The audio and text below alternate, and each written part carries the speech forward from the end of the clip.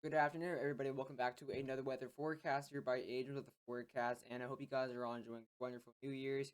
A lot is about to happen within the 24-hour time period. First, we're gonna have today the two college football playoffs, and then obviously at midnight tonight it's 2022, and then the exact same day we're gonna be seeing a very rare parameter outbreak plan out tomorrow. We are watching out for a pretty significant tornado and severe weather outbreak tomorrow, and it's likely going to become a moderate risk by the day one outlook, possibly driven by tornado risk. So we have a lot to talk about. This is going to be my last video of 2021, or at least I think it's going to be my last video of 2021. Um, but yeah, definitely we are watching out for a pretty significant outbreak. I'm going to be going over the timing, the location, the threats, whether it's wind, tornado, hail, all that good stuff. So without further ado, let's get in the forecast.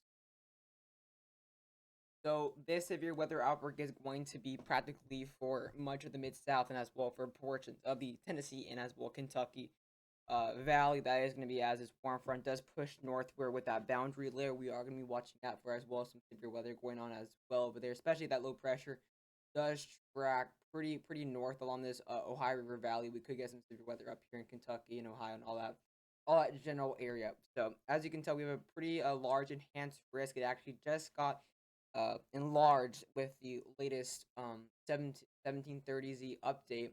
But this enhanced risk has included a lot of areas all the way from Arkansas all the way up towards Kentucky. So this actually enhanced risk has included around 12.2 million people, including big cities like Nashville, Birmingham, Little Rock, Huntsville, and Memphis. All the big cities to mention is areas like Tupelo, areas like Rome, Georgia, areas like Chattanooga.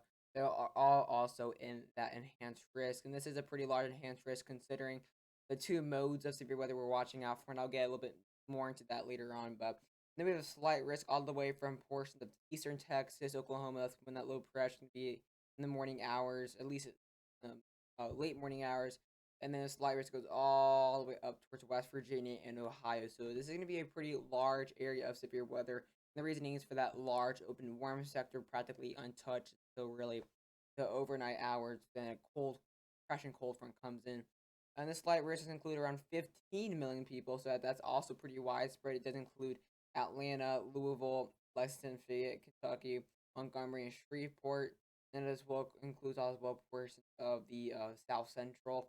And then we have a Marshall, and that's going to be a little bit less. We don't really have necessarily anything too concerning with that marginal, but just getting some slight severe or some severe storms could produce maybe some winds. But you can't about the possibility if you're in a 2% sort to get a tornado. So definitely do not underplay that number. Something I do want to mention is that in the very bottom of the overall discussion they have, however, there is acknowledgement of the risk of a higher end of event, including strong tornadoes, if later guidance shows a weaker mid-level warm nose and more robust discrete convective development over the warm sector. So there is still some questioning of if there is going to be robust discrete convection over the open warm sector. Some models, I believe, like the HFR, are a little bit more linear. However, even if it is a linear mode and it does upscale, we are going to be seeing some significant tornadoes.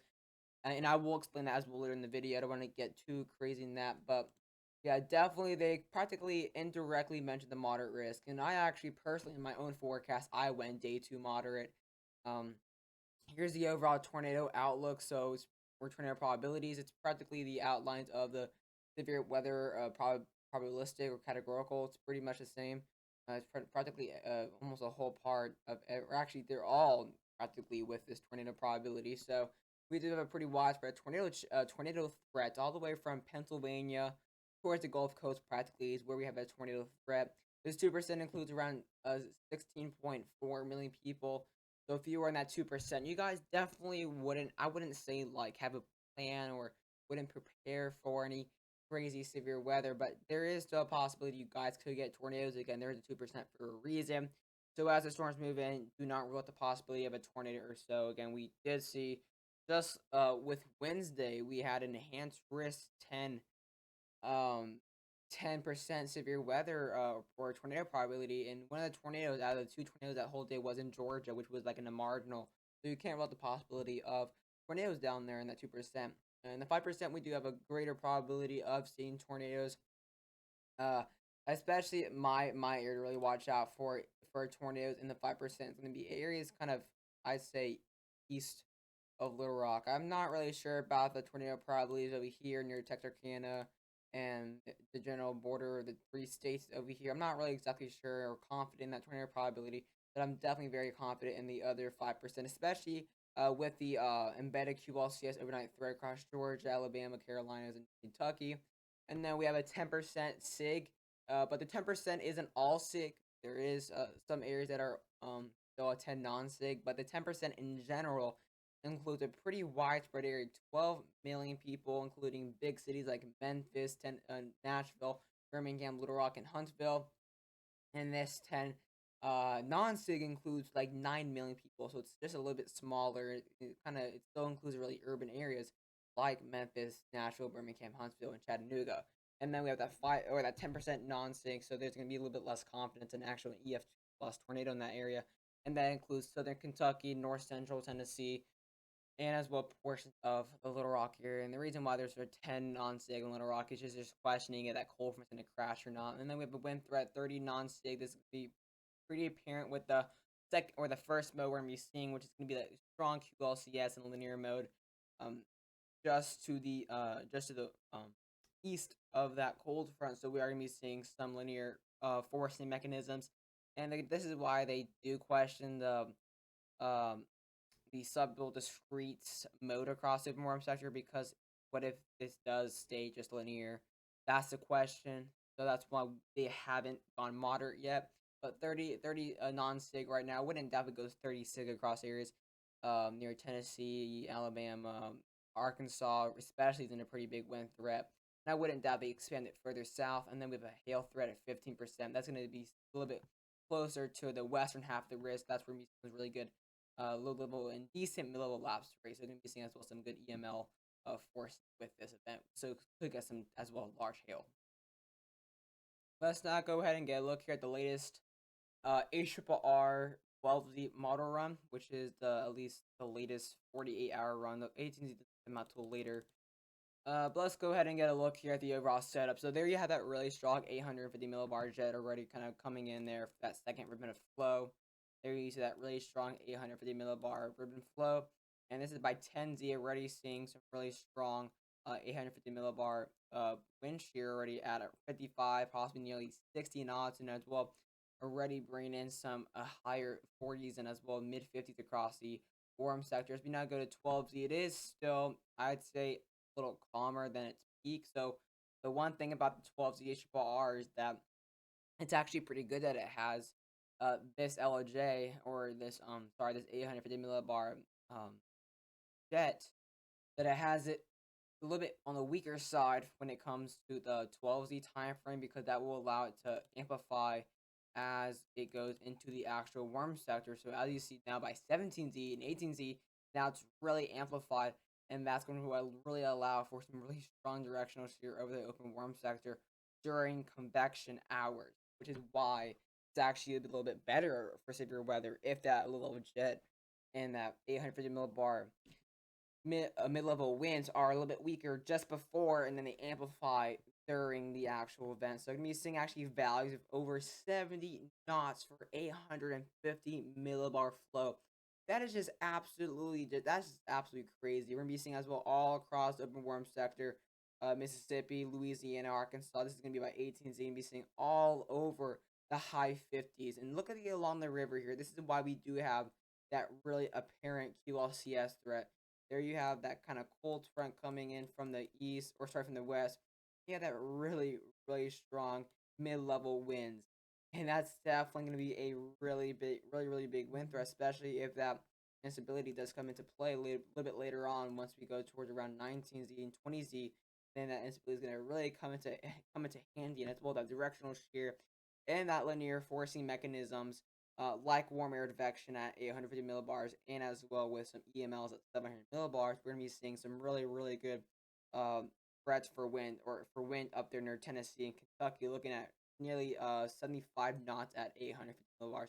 you are not going to be seeing a 850 millibar jet this strong in a while. Not until we get to the main season, really getting towards March. And then as we look at the overall areas in the discrete mode, we're going to be seeing as well around 50 to nearly 60 knots of 850 millibar southwesterly flow. So you're going to be seeing some really strong directional shear. And with those thermals, you're going to be seeing a really good severe weather setup, including a tornado outbreak, especially across areas of Alabama, southern Tennessee, and as well portions of Mississippi. As well, with the possibility for even Georgia for a tornado outbreak. So we're going to be seeing, look at by 20Z, look at this really, really strong system there. So this is really the strongest ribbon of flow, is going to stay practically just toward the east of that low pressure. Low pressure at this point is going to be sitting around right here. So by actually, no, it's going to be really around right here by 20Z. So that's going to stay just to the east of that low pressure. So that's where you see that QLCS threat. And then down here, you're going to be seeing kind of that renegade threat with those renegade supercells. But this year is just out off the charts. It's practically its own parameter space considering this time of the year. Let's now look at the overall HRRR dew points here in the overall the wind barb. So we now go towards, this is by 12, so you can be seeing really already a pretty muggy Dixie Alley here. I mean, you are to see as is 850 millibar jet does amplify after 12Z. These dew points are going to spike, and look at this now by 16Z. Here come the 70s all along the Gulf Coast here, even up to Florida and southern Alabama. So definitely have to watch out, possibly maybe for some really good severe weather down here as well. So that's why I do have my overall pretty large slight risk all the way to the Gulf Coast here. But as we now go to 17Z, the one thing the HRR does have that is, I wouldn't say concerning, but it is definitely a fail mode that has been pretty concerning for the past 48 hours when it comes to models, is a crashing cold front. Look by 13Z, there's that cold front kind of coming in there. There you see that really, really steep temperature gradient as well as dew point gradient. And if this crashing cold front does come in like the HRR, it's still going to bring in a tornado outbreak, but it's going to be rushed. And as well, this would really, really, really favor a linear mode with this crashing cold front. That really fast moving cold air is going to definitely be something to keep a close eye on. But look, still by, 17Z and 18Z, you still have those really, really good thermos all across Dixie Alley here in that main area, even as well for even eastern Louisiana. But the reason why I said I wasn't as confident in Little Rock and Central Arkansas is because if the HRR does pan out by 16Z, you're really right there at that really temperature gradient, which is definitely going to be definitely pretty concerning for that severe weather threat, and that would definitely not favor that whatsoever. But here's by now. Let's go towards now 18Z, but 18Z there you see some pretty good southwesterlies, and I'm guaranteeing that with this strong surface low that the HRR favors, you're not going to be seeing southwesterly flow. And even if you do have southwesterly flow, we're going to be seeing practically a due east storm motion. So that's going to just act like, that's going to really just act the same if we were seeing um southeasterlies at the surface. But I'm gonna go ahead and make my screen larger so you guys can see the soundings that I'm gonna pop up here. So get my sound, I'm gonna get my screen bigger. There we go. So now you guys see some soundings. So we just go anywhere around the open warm sector by 18Z. You're gonna be seeing some really good photographs. I mean, as we go a little bit later on, the instability will start to grow on a little bit, but again now by 18Z, there's that cold front really pushing in very quickly. If you kind of go anywhere just the east of that cold front, you're gonna be seeing some pretty favored QLCS soundings. You are gonna be seeing that EML kind of towards 700 millibars, and you're gonna start to see that cold advection in the mid levels, which would definitely favor those gust fronts.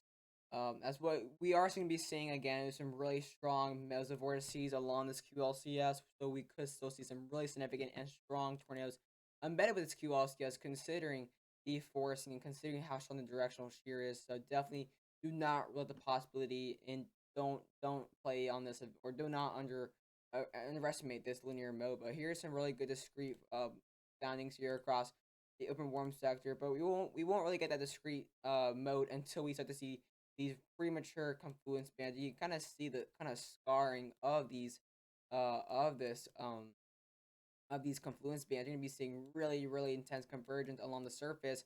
Just I'd say around anywhere after 20Z across Mississippi into Alabama. So we by the time we get to 21Z, this QLCS mode's gonna be kind of around up here into Kentucky, northern Mississippi as well Alabama.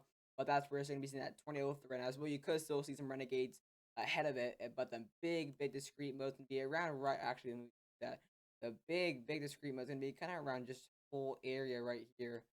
That's gonna be the area to watch out for those discrete modes. So if you go anywhere around here in this warm sector 21Z, you're gonna be seeing some really good tornado soundings. 1800 surface base cape, nearly 1,000 mixed layer cape. I mean, this is a pretty good setup for I'd say moderate end tornado threat.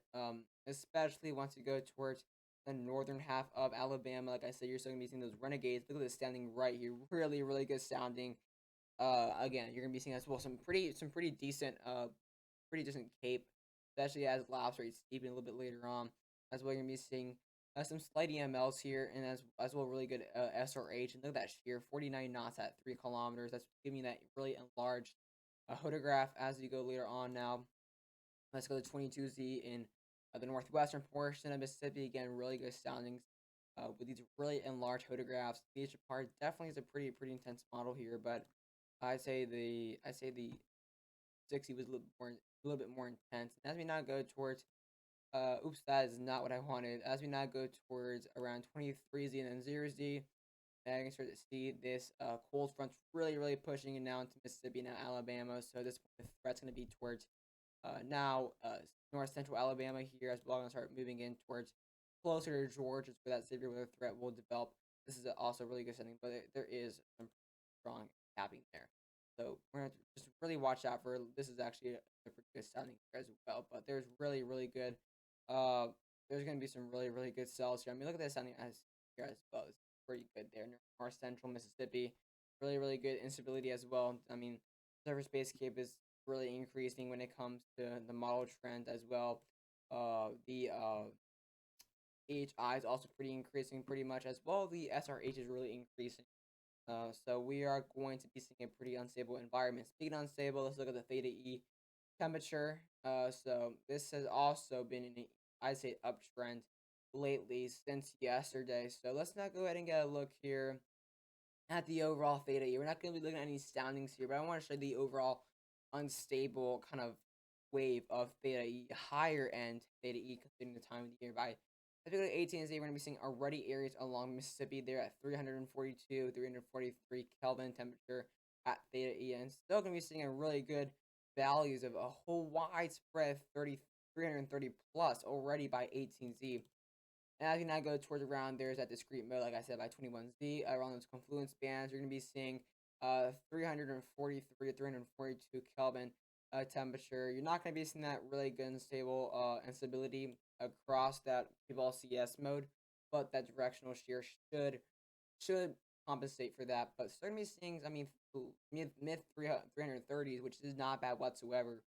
There you see that cold front kind of pushing, and there you see that kind of that prefrontal dry line towards Texas there, like right there. There's that prefrontal dry line. But by 21s, they were as well gonna be seeing along as well eastern Louisiana, southern Mississippi, southern Alabama as well. A few there in Alabama and central Alabama, and then it will decrease a little bit, but you're still gonna be seeing some values of over 335 plus, which is still pretty significant for the time of year. If we now look at the mixed layer cape forecasted again, mixed layer cape is not expected to be extremely high this time of the year. I mean, we're literally in the last day of December, and that's practically oh, it's not dead of winter, but it's definitely the cool season, I'd say the least. So let's now go ahead and look now at the over mixed layer case. So by 18Z, there you see some values. You're not going to be seeing extremely high values, but you're going to be seeing values of around I'd say around maybe 600, 700. As you go towards Louisiana, you're gonna be seeing values of over 1,000 already by 18Z. And as you now go to 21Z, there comes that discrete mode, and we could very well see with this really high shooting environment and with really good thermals, we could as well see some non-included superstorm mesocyclogenesis which could allow for some long track supercells and possibly some long track tornadoes. Going to be seeing along the 21Z. This is going to be mainly to watch out for along these confluence bands up to 1200 mixed layer cape there, and possibly getting towards 1300 mixed layer cape. And that will continue to kind of move its way northeastward with its confluence bands at 22Z now getting in toward Alabama. So this is, like I said, going to be the area to watch out for when it comes to this discrete mode. And that could as well extend further eastward across maybe Birmingham near the Talladega area. So really watch out. Well, you're starting to be seeing some really good mixed layer cape all the way up towards Tennessee. So you can't let the possibility of that general area. But if we just click maybe astounding somewhere right here, you're just probably gonna get a good result. Yeah, you're gonna get a good result. Look at that 1600 stairs base cape there. Really, really good sounding. Let's go maybe towards like the maybe the border of Alabama. Again, really, really good sounding here. Um, for sure. And then if we go towards 22Z near Alabama, this is where we're gonna get some really good photographs, really, really photographs, especially because as you go towards the border of these states, Jackson, you're gonna get some. This is gonna be a pretty significant setup as well. This will continue to go into the overnight hours now. We're gonna be still seeing around 1,000 plus, uh, 1,000 plus mixed layer cape at 1Z, and then by 2Z, 3Z, that's still there at nearly 1,000. So we are gonna be watching a pretty apparent overnight threat as well into Alabama. Look at these really, really good soundings here. Actually, they're pretty impressive sounding. Look at that sounding right there. That is a really, really good photograph. And that's actually a really good sounding, and that is really good. I mean, SRH is at nearly 400 when it comes to 3 kilometers. You are going to be seeing around 800 mixed layer K, like I said. Going to be seeing as well 48 knots at 3 kilometers. That directional shear, and this mixed layer cape should be enough to produce as well some overnight tornado threat. Even into Georgia, you're going to be seeing some pretty good photographs with very minimal contamination. So definitely a pretty big concern if you were to ask me. Let's now quickly look at the Nan 3 kilometer. I'm gonna be doing this very, very quickly since the videos are pretty long, I'd say the least. But look at that. I mean, this is definitely gonna be like moderate, and this is going to be moderate with this little jet. I mean, this is absolutely crazy. Look how much stronger it is in the HRR. Now we have values nearly 70 knots. We're getting close to 70 knots all the way up and towards now Mississippi here instead of just Tennessee and Kentucky. So we are going to be watching out for a big, big, big linear mode and probably a really dangerous QLCS according to the 3 kilometer, with as well the environment sustaining as well really strong discrete modes even into the overnight hours near Alabama. We're going to be seeing that really intense directional here. I mean, with this is going to be a really, really strong surface low pressure with as well pressure falls uh, by 18Z over Arkansas, Missouri. So we are going to be seeing those backed winds, and we are going to be seeing that directional here. So this is going to be a pretty apparent tornado threat no matter what you look at it, whether it's a QLCS or discrete mode. You are going to be seeing tornadoes. All 18s, you look at the 3 kilometer already having 70s all across northeast Louisiana now. So we cannot sleep on northeast Louisiana. They also have a pretty good threat. I would not doubt if they push a 10% further southwestward towards the Monroe area. We do have some potential good discrete cells if we get convection down there. But again, there is that question if we're going to get that robust convection. But as well, some really good soundings here. And the reason why we have a lot better soundings along the river is because the Nan 3 kilometer does not have that crashing cold front. There it is. There's that kind of cold front up here, 18Z, while the H bar had it like down here already. That's a big difference.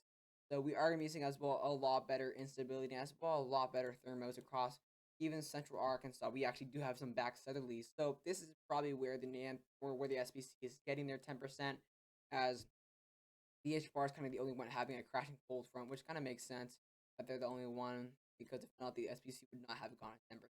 But still, some pretty good potential. Even look by 20Z, we still have some really good instability here along Arkansas, and that cold front really won't near Little Rock until really after 20Z. But if we look at now areas along the river here, we're starting to be seeing these really enlarged photographs, which is why we are watching out for that threat along the QLCS. I mean, if you go to Kentucky here or Tennessee, for example, there you are going to be seeing that kind of nearly that kind of 800 millibar EML there, as we're going to be seeing with that cold advection at the mid levels. But look at now southwestern Mississippi. There's some really good saturation, as well. We're going to be seeing like some really low base supercells, so it would not take much to have an updraft to reach that far up. We're not even that far up. It's pretty low. That's the point. I mean, this is definitely going to be a really good setup for tornadoes. Really, it's extremely saturated. Look at backstoppings all across this whole warm sector. You are going to be seeing a really significant discrete mode if you go with a NAM 3 kilometer. I mean, look at these photographs. Go to that 21Z and 22Z, that main discrete mode along Alabama and Mississippi. You're going to get some really nasty soundings here, especially going towards closer to Tennessee. You're going to be seeing some better soundings with that higher 850 millibar little jet, which is why that 10% sig is pretty much where it is now. I mean, look at Tennessee. Tennessee is going to be as well a pretty big threat. Even if you go towards south of Nashville, you're still going to be some really nasty photographs. And Nashville, again, isn't under that 10% sig, so you're going to have to really watch out for that. And as well, going to be seeing now still by 2Z, you're still going to be seeing those tornadoes all across, possibly Arkansas, because again, they could be long tracked and they could be cyclical supercells, and we could see some handoffs. So we are going to be watching out for definitely some long track supercells, and that's not an exaggeration. I mean, there is a really good chance with this environment. And then if we look at the mixed layer cape as well, pretty good here with the NAM 3 kilometer. Actually, it has values of nearly over 1,000 right near Mississippi by 19Z. So see the difference between the NAM 3 kilometer and the HRR. See how that cold front location really has a big play, because now this open warm sector is going to be a lot larger, and it's going to be a lot more significant along the river here, and as well including both sides of the river and not just the eastern side. But look at these EMLs, really good EMLs. We're gonna be seeing as well some pretty good lapse rates here along the river a little bit eventually, and that's why this SB cape is gonna be pretty large early on because of these pretty significant EMLs. Um, but gonna continue to see these really good photographs. 1300 mixed layer cape. Definitely, this is what you're gonna want for to carry on. This is only by 20Z as you go through the discrete mode across Mississippi. Look at this. You're gonna be seeing these storms kind of developing across this general area, this discrete mode. It's just gonna carry on to that very good environment.